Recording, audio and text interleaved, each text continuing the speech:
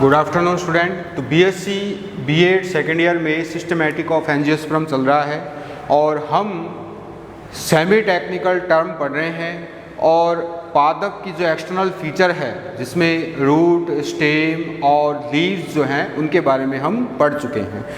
अगली बात जो है वो है फ्लावर की, पुष्प। अब हम पुष्प के बारे में जानेंगे। पुष्प जो है उसके इनफ्लोरेसेंस के बारे में हम पढ़ चुके हैं कि पुष्प किस तरह से पौधों में विराजमान होता है, किस तरह से उसका पुष्प क्रम होता है, किस तरह से वो भ्रमी में लगे रहते हैं, एकल होते हैं या फिर शाखा में होते हैं। तो ये सारी चीज़ें मैं आपको पुष्प क्रम में बता चुका हूँ। 3 प्रकार के पुष्प क्रम मुख्य रूप से पाए जाते हैं। रेसिमोज जिसे असीमाक्षी कहते हैं, साइमोज, सहसीमाक्षी और तीसरा जो है वो स्पेशल टाइप ऑफ इन्फ्लोरेसेंस है जिसमें हमने 3 प्रकार के पढ़े थे, साइथियम, उसके बाद वर्टिसिलिएस्टर और सबसे लास्ट में हमने पढ़ा था हाइपेथोडियम। ठीक है, इसके बाद देखिए अब आगे जो है वो है इसके अंदर फ्लावर। हम फ्लावर के बारे में अब पढ़ेंगे। फ्लावर एक रूपांतरित प्रो माना जाता है। वास्तव में फ्लावर क्या होता है, एक मौलिक अंग नहीं माना जाता है पादप का। फ्लावर की उत्पत्ति बाद में होती है। किससे होती है? एक शाखा से ही होती है। इसलिए पुष्प को एक रूपांतरित प्रोह की संज्ञा दी गई है, यानी कि एक मोडिफाइड शूट है। फ्लावर क्या है? एक मोडिफाइड शूट। ये एक मोडिफाइड क्या है? शूट। और अब देखिए इस शूट में अगर हम एक पुष्प के बारे में जानना चाहते हैं तो उसके लिए हमें उसकी अर्ध तकनीकी के बारे में पता होना चाहिए। अर्ध तकनीकी का पता होने की वजह से ही हम पुष्प का अच्छी तरह से अध्ययन कर सकते हैं। तो देखिए हम पहले एक पुष्प का एलएस बनाएंगे, यानी कि उसकी लॉन्गिट्यूडिनल सेक्शन हम बना के देखेंगे। पहले हमने बनाया भी है लेकिन एक बार फिर से देख लेते हैं। ये तो है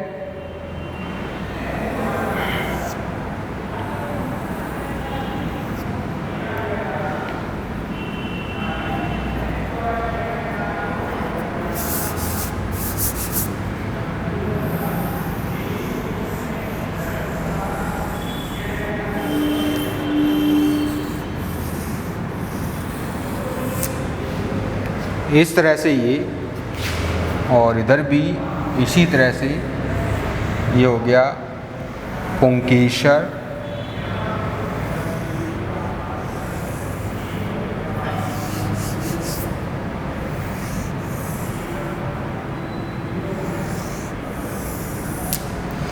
ये है पुष्प की एलएस। एक तरह से देखें हम पुष्प की क्या है, ये एलएस है। और ये है इसकी ओवरी, इसमें पाए जाते हैं अंडक। ठीक है, इस तरह से ये अंडक है। अब इसमें मुख्य भाग कौन कौन से हैं देखिए। सबसे ऊपर तो होती है स्टिग्मा। स्टिग्मा को हिंदी में कहते हैं वर्तिकाग्र। ये वर्तिकाग्र है, यानी वर्तिका का अगला भाग है, इसलिए वर्तिकाग्र हो गया। ये जो है इसके अंदर ये है स्टेमन, इसे कहते हैं पुंकेसर। ठीक है, इसे कहेंगे हम पुंकेसर। इसके बाद इसकी बात करते हैं तो ये कहलाता है पेटल। ये पेटल है जो कि किसका भाग है? कोरोला का भाग है। कोरोला को हिंदी में कहते हैं हम दलपुंज। तो दलपुंज का एक भाग है ये, तो ये क्या हो जाता है? पेटल हो जाता है। इसके बाद ये है तो ये क्या कहलाता है? सेपल कहलाता है। ये किसका भाग है? एक कैलिक्स का एक भाग कहलाता है सेपल, और इसको हिंदी में कहते हैं बाह्य दल पुंज। ठीक है, और उसके बाद हम इसकी बात करें तो ये है ओवरी। ओवरी का एक भाग क्या कहलाता है? कार्पल कहलाता है। ओवरी का एक भाग क्या कहलाएगा? कार्पल। फिर इस पे आ जाओ, ये क्या है? ये है थैलेमस। इसको हम पुष्पासन कहते हैं, हिंदी में क्या कहेंगे? पुष्पासन। और फिर इसकी बात करते हैं तो ये है पेडिसेल। पेडिसिल का मतलब होता है पुष्प व्रंत, ठीक है। तो कुल मिलाकर बात यही है। तो ये कहलाती है स्टाइल, इसे हम कहेंगे वर्तिका हिंदी में। तो पुष्प की ये एक एलएस की संरचना हमने बनाई है और इसमें ये सारे भाग हैं।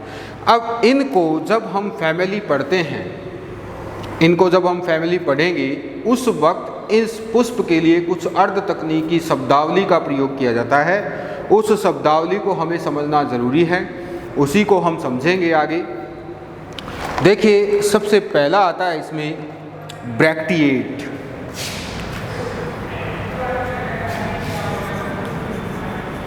ब्रैक्टिएट, ब्रैक्टिएट को हिंदी में कहते हैं सहपत्री, ठीक है। और इसको प्रदर्शित किससे किया जाता है? BR से किया जाता है।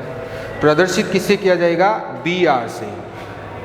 जिस पुष्प में सहपत्र भी पाए जाते हों उसको हम क्या कहेंगे? जिस पुष्प में सहपत्र पाए जाते हों उसको हम क्या कहेंगे? सहपत्री पुष्प कहेंगे, ठीक है। अब देखिए, ये पुष्प है और अगर ये संरचना इसके अंदर मौजूद है तो ये क्या है? ये ब्रैकेट है, क्लियर। और अब ये जो पुष्प है ये इसके ब्रैकेट के कक्षा में है। तो अगर इस तरह से पुष्प ब्रैकेट यानी सहपत्र की कक्षा में हो तो पुष्प कैसा हो जाता है? ब्रैक्टिएट हो जाता है, यानी कि सहपत्री हो जाएगा। और उसको हम जब पुष्प का वर्णन करते हैं, जब हम फैमिली पढ़ेंगे और उसके अंदर हम जब पुष्प का वर्णन करते हैं तो उस दौरान उस सहपत्री को हम शॉर्ट में किस तरह से लिखते हैं? पुष्प सूत्र बनाते समय उसको BR से लिखते हैं। अगर सहपत्र नहीं है, अगर सहपत्र नहीं है तो इसी ब्रैक्टिएट को हम क्या बना देंगे? E ब्रैक्टिएट बना देंगे, यानी EBR।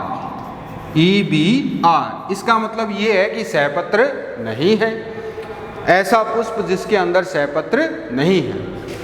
तीसरी जो बात है इसमें वो आती है ब्रैक्टियोलेट की। अगला जो शब्द है वो है ब्रैक्टियोलेट। ब्रैक्टियोलेट को हम कहते हैं हिंदी में सहपत्रिकी। क्या कहेंगे हम? सहपत्रिकी कहते हैं। तो जिस पुष्प में साथ में क्या हो? सहपत्रिकी या सहपत्रिकाएं भी हो। सहपत्रिकाएं कहाँ होगी?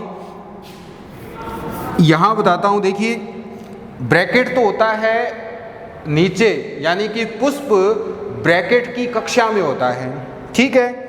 जबकि सहपत्रिकाएं कहाँ होती है? जो पुष्प है उसके नीचे जो व्रंत है उस व्रंत पर सहपत्रिकाएं होती हैं, यानी ये क्या है? ये सहपत्रिकाएं हैं, ब्रैक्टियोलेट अवस्था है ये, ठीक है। तो सहपत्रिकाएं कहाँ हो गई? पुष्प के व्रंत पर, क्लियर। और पुष्प के आधार पर, यानी वह कक्षा जिसके अंदर पुष्प मौजूद रहता है उस कक्षा में कहाँ है? ये सहपत्र है। तो सहपत्र तो ये हो गई, और व्रंत पर अगर है तो सहपत्रिका हो गई। तो अगर किसी पुष्प में सहपत्रिका भी मौजूद है तो उसको हम क्या लिखेंगे? ब्रैक्टियोलेट। और पुष्प सूत्र में क्या लिखेंगे? BRL, यानी ब्रैक्टियोलेट अवस्था मौजूद है। अब अगर सहपत्रिका नहीं हो तो लिख देते हैं E ब्रैक्टियोलेट, यानी EBRL, यानी कि E ब्रैक्टियोलेट। सहपत्रिका भी नहीं है, अगर है तो BR, नहीं है तो EBR। ये बात तो है सहपत्रिका के लिए, सहपत्र के लिए। अब अगर किसी पुष्प में पेडिसेल है यानी व्रंत है तो उसको हम क्या लिखेंगे? पेडिसिलेट। और अगर नहीं है तो लिखेंगे सिसाइल। जिस पुष्प में पेडिसेल है उसको लिख देंगे पेडिसिलेट, ठीक है, यानी सव्रंत। और नहीं है तो लिख देंगे सेसाइल, यानी अव्रंत। कुछ में छोटा व्रंत होता है तो लिख देते हैं सबसिसाइल यानी उपव्रंत। अगर छोटा व्रंत है तो क्या कहलाएगा? उपव्रंत कहलाएगा। ठीक है, इस तरह से। आगे की बात यह है, पुष्प अगर कंप्लीट यानी पूर्ण पुष्प किसे कहेंगे? कंप्लीट जो है पुष्प वो कैसा होता है? पूर्ण पुष्प तब होता है जब उसमें कैलिक्स, कोरोला, एंड्रोशियम यानी कि स्टेमन और गाइनोशियम ये चारों भाग प्रेजेंट हो। पुष्प कंप्लीट कब माना जाएगा? पूर्ण पुष्प कब माना जाएगा? जब उसमें चारों भाग उपस्थित हों, कैलिक्स, कोरोला, एंड्रोशियम और गाइनोशियम। अगर चारों प्रेजेंट है तो पुष्प कैसा है? कंप्लीट है। अगर इनमें से कोई भी एक चक्र एब्सेंट है, अगर इनमें से इन चारों में से कोई भी एक चक्र एब्सेंट है तो पुष्प कैसा हो जाएगा? इनकम्प्लीट हो जाएगा, यानी कि अपूर्ण हो जाएगा, इनकम्प्लीट। अगर इनमें से कोई भी एक चक्र या एक से ज़्यादा चक्र एब्सेंट है तो पुष्प कैसा हो जाएगा? इनकम्प्लीट यानी कि अपूर्ण हो जाएगा। चक्र की अगर बात करें तो देखिए पुष्प में दो चक्र पाए जाते हैं। एक को तो हम कहते हैं आवश्यक चक्र और दूसरे को हम कहते हैं सहायक चक्र। दो चक्र होते हैं मेनली, आवश्यक चक्र और सहायक चक्र।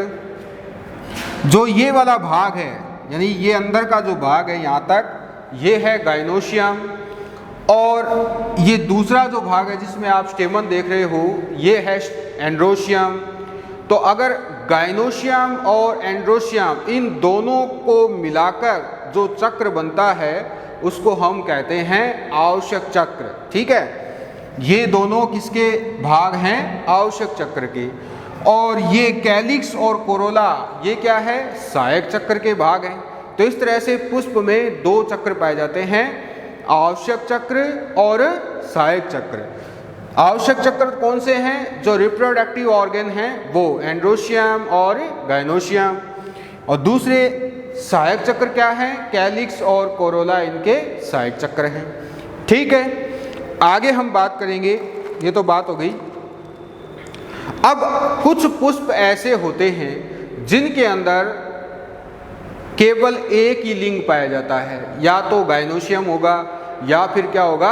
एंड्रोशियम होगा। यानी कि या तो पुष्प कैसा होगा?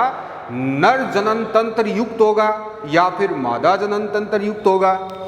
तो अगर एक ही लिंग उपस्थित है तो यूनिसेक्सुअल, अगर दोनों लिंग उपस्थित है तो पुष्प कैसा माना जाएगा? द्विलिंगी माना जाएगा।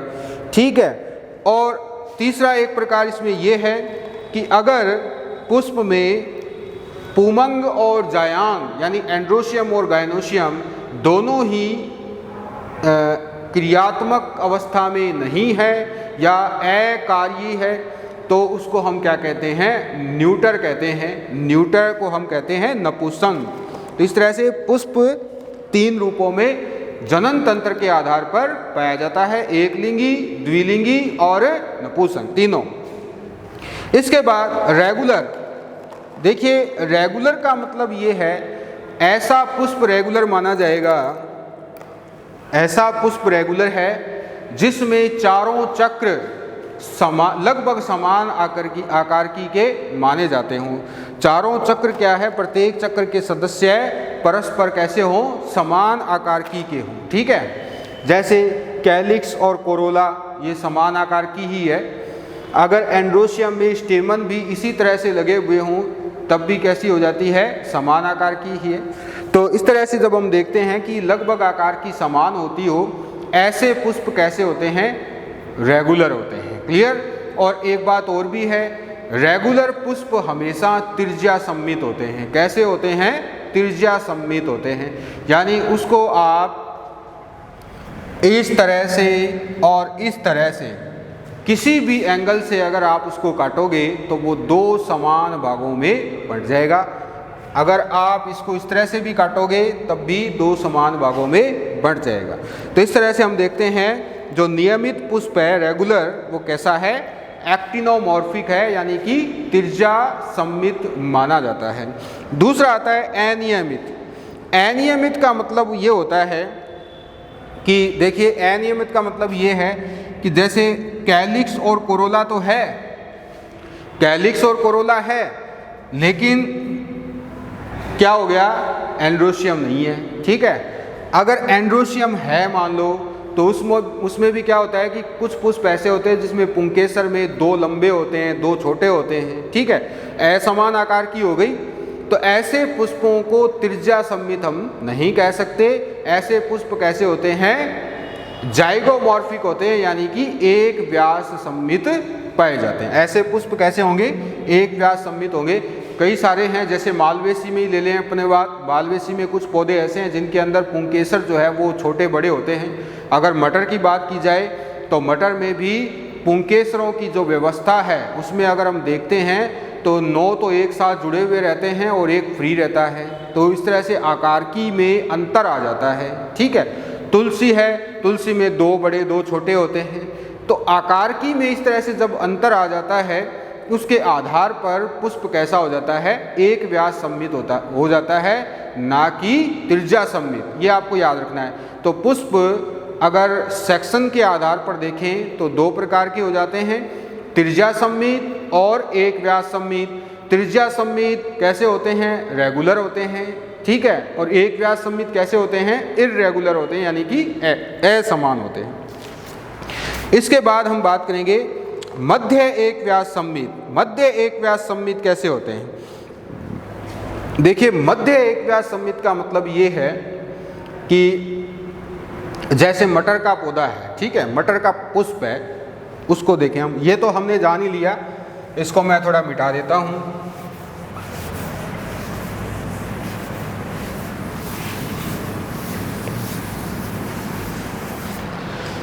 मटर जो है उसके अंदर इस तरह से अगर पुष्प चित्र बनाया जाए, पुष्प चित्र से ही मैं आपको समझा सकता हूँ इसको अच्छी तरह से।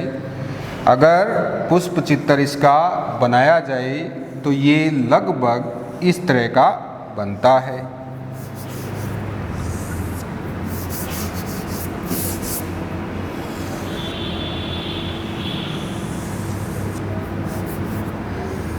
ठीक है, ये इस तरह का, ये क्या है इसके, ये है पेटल। ठीक है, बाकी इसके बाहर क्या होते हैं, इस तरह से 5 ये होते हैं।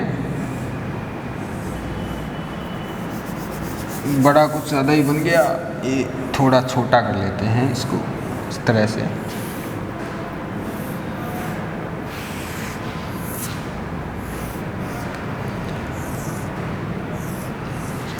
तो बाहर तो क्या है, कैलिक्स, अंदर क्या है, कोरोला। ठीक है, और बीच में यहाँ पर होता है इसका ओवरी, ये ओवरी इस तरह से। ओवरी में अंडक की व्यवस्था इस तरह की होगी। लेकिन अब बात करते हैं इसके पुंकेसर की। जो मध्य एक व्यास सममित है उसके बारे में मैं बता रहा हूँ आपको, जो मीडियनली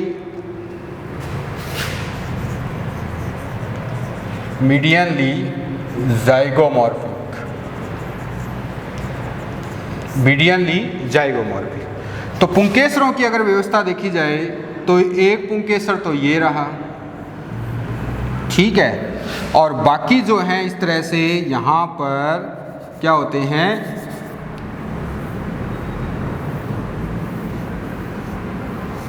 इस तरह से देखें हम 9 एक साथ कैसे होते हैं, ये जुड़े हुए होते हैं। मैंने एक रफली डायग्राम बना दिया है, ये 9 हैं, ठीक है, इस तरह से जुड़े हुए। अब अगर इसको हम बताना चाहें कि ये कैसा है, मध्य एक व्यास सममित है, तो इसको हम इस सेक्शन में काट देते हैं ऐसे, ठीक है, इस तरह से। क्लियर? जब ये इस तरह से कटेगा तो ये 2 समान भागों में बंट जाता है, 2 सम भागों में ये बंट जाएगा। अगर इसके यहाँ पर बात करें तो हम जो बीच का वाला है, यानी कि 5 नंबर वाला, 4 तो इधर रह गए, और बीच वाला जो 5 नंबर वाला है वो भी 2 भागों में बंट जाएगा। और इधर देखें हम तो यहाँ एक ही है तो ये भी 2 भागों में बंट जाएगा। और ये सारे भी, अगर इसकी बात करें तो ये भी 2 भागों में बंट जाएगा। तो इस तरह से हम देखते हैं कि पुष्प जो है वो 2 समान भागों में बंट जाता है। तो मटर का पौधा जो है वो कैसा होता है, मध्य एक व्यास सममित पौधा है। दूसरा आता है पार्श्व एक व्यास सममित। ये तो हो गया मध्य एक व्यास सममित। इस तरह से पार्श्व एक व्यास सममित में क्या होगा कि अगर हम पुष्प को इस तरह से काटेंगे, पार्श्व से काटेंगे इस तरह से, तो पुष्प 2 समान भागों में बंट जाएगा। अगर हम इसको काटेंगे पार्श्व से तो ये नहीं बंटेगा, ठीक है। ये कैसा हो जाएगा, इरेगुलर हो जाएगा, यानी कि इधर ज़्यादा है ना पुंकेसर, इधर तो एक ही है, इधर ज़्यादा है। इधर आप देखें तो इसमें ये वाली जो पोजीशन है ये तो चलो आ जाएंगे, लेकिन आकार की में असमान है। तो इस प्रकार से मटर का पौधा नहीं होता। दूसरा जो जाइगोमॉर्फ जिसे हम कह रहे हैं पार्श्व एक व्यास सममित, तो पार्श्व एक व्यास सममित में जब पुष्प को पार्श्व सतह से काटा जाए तब पुष्प 2 समान भागों में बंट जाता है, ठीक है। ये आगे बात। अगला आता है इसमें चक्रीय। चक्रीय का मतलब जब पुष्प में सारी भ्रमी एक साथ हो, जैसे अभी ये डायग्राम बनाया था, इसके अंदर सारे जो चक्र हैं वो एक भ्रमी के रूप में हो, तो पुष्प कैसा है, साइक्लिक कहलाता है, चक्रिक कहलाता है, साइक्लिक। क्लियर। और इसके बाद हम बात करेंगे स्पाइरल। जब पुष्प क्रम में पुष्प कैसे हों, स्पाइरली लगे हुए हों, यानी ये पुष्प क्रम दंड है तो इसमें इस तरह से पुष्प लगे हों, तो ये कैसा हो जाता है, ये हो जाएगा इसमें स्पाइरल। स्पाइरल पुष्प होते हैं। इसके बाद पुष्प चतुर्तयी होते हैं, टेट्रामीरस। टेट्रामीरस। अब टेट्रामीरस पुष्प वो होते हैं जिनके अंदर कैलिक्स, कोरोला, एंड्रोशियम और गाइनोशियम, इनमें इनकी यूनिट की संख्या या इनकी इकाई जो है वो कैसी हो, 4 या 4 के गुणांक में हो, यानी 4 ही कैसे हो, 4 क्या हो, पेटल हो, सॉरी सेपल, 4 सेपल हो, 4 ही क्या हो, पेटल हो, 4 ही क्या हो, स्टेमन हो, ठीक है। या फिर गाइनोशियम 4 हो सकते हैं और 4 का गुणा भी हो सकते हैं, ये भी 4 हो सकते हैं, 4 का गुणा हो सकते हैं। तो इस आधार पर पुष्प कैसा हो जाता है कि अगर कैलिक्स में सेपल की संख्या 4 है, पेटल में पेटल की संख्या 4 है, इसी तरह से एंड्रोशियम में पुंकेसरों की संख्या 4 है, तो फिर पुष्प कैसा हो जाएगा, टेट्रामीरस हो जाएगा। अगर ये 4-4 नहीं होकर के 8-8 हैं तो भी कैसा है, टेट्रामीरस है। अगर ये 16-16 हैं तो भी कैसा है, टेट्रामीरस है। यानी कि गुणांक जो है वो कैसा होता है, टेट्रामीरस होता है 4 का। इसके बाद जो अगला है वो आता है पेंटामीरस। पेंटामीरस में यही बात 5-5 पर लागू होती है। जो बात 4 पर लागू होती है वही किस पर होती है, 5 पर लागू होते हैं। तो इस तरह से पेंटामीरस 5 या 5 का गुणांक होता है। इसके बाद आता है नेक्स्ट जो है ट्राईमीरस। जो डाइकोट्स होते हैं, अधिकतर डाइकोट्स जो द्विबीजपत्री पादप हैं वो कैसे होते हैं, अधिकतर या तो टेट्रामीरस होते हैं या पेंटामीरस होते हैं, ठीक है। और त्रितयी यानी ट्राईमीरस भी होते हैं, ट्राई यानी कि 3 या 3 का गुणांक। तो ये पाए जाते हैं एक बीजपत्री पुष्पों में, इस प्रकार की व्यवस्था पाई जाती है। जो मोनोकोट्स होते हैं उनके अंदर त्रितयी अवस्था पाई जाती है, ठीक है। ये है बात। आगे है ये पुष्प के लिए कुछ मैंने आपको तकनीकी पद बताए हैं, यही आपको पुष्प में याद रखने होते हैं, ठीक है। आगे हम चलते हैं। पुष्पासन पर पुष्पीय भागों का निवेशन 3 तरह से होता है, ठीक है। निवेशन को हम कहते हैं इंसर्शन। तो insertion of floral part of thalamus, insertion of flower part on thalamus, ये बहुत ही इंपॉर्टेंट क्वेश्चन है। ये पुष्पासन पर पुष्पीय भागों की स्थिति, और ये किस नाम से आता है, पुष्पासन पर अंडाशय की स्थिति के नाम से आता है ये, ठीक है। पहला है हाइपोगाइनस, दूसरा है पेरीगाइनस और तीसरा है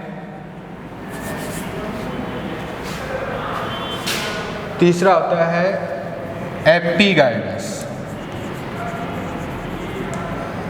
ठीक है। 3 है इस तरह से, ये पहला है हाइपो, दूसरा पेरीगाइनस और तीसरा है एपिगाइनस।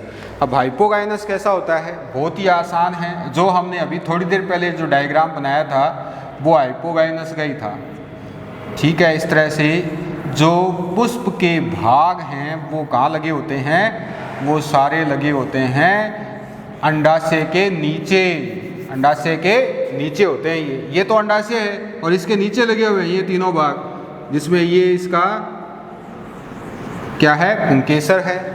तो इस प्रकार से अगर हम पुष्प को देखें, अगर एलएस में देखेंगे तो अगर पुष्प में उसके एंड्रोशियम, जो कोरोला, कैलिक्स और स्टेमन, ये तीनों अगर किसके नीचे हो, अंडाशय के नीचे हो, तो पुष्प कैसा है, तो फिर पुष्प है इसके अंदर हाइपोगाइनस, ठीक है।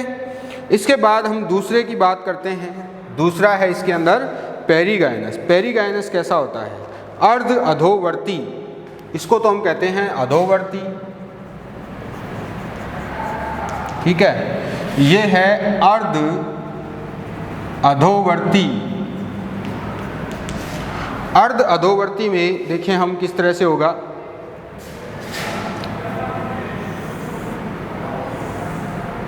एक प्याले के अंदर क्या होती है, अंडाशय होती है। एक प्याले के अंदर अंडाशय है, ठीक है। और इस प्याले के शीर्ष पर यहाँ पर ये सारे भाग लगे होते हैं इस तरह से। ये सारे भाग कहाँ लगे हुए हैं, इसके शीर्ष पर लगे हुए हैं, ठीक है। इसी तरह से देखें हम यहाँ पर, सॉरी ये तो हो गया कैलिक्स, कोरोला और ये हो गया इसका, तो ये हो जाता है। अब इसमें आप देखेंगे तो ये अंडाशय की जो भित्ति है वो इस कप के साथ जुड़ी हुई नहीं है, अंदर अलग है वो, ठीक है। तो ये हो जाता है पेरीगाइनस। और हाइपोगाइनस में ठीक वैसी ही होती है, लेकिन जो भित्ति है वो कहाँ जुड़ी रहती है, इस प्याले पर जुड़ी रहती हैं। अंडाशय की भित्ति कहाँ जुड़ी रहती हैं, प्याले पर जुड़ी रहती हैं, और फिर ये तीनों भाग इस तरह से पाए जाते हैं, ठीक है।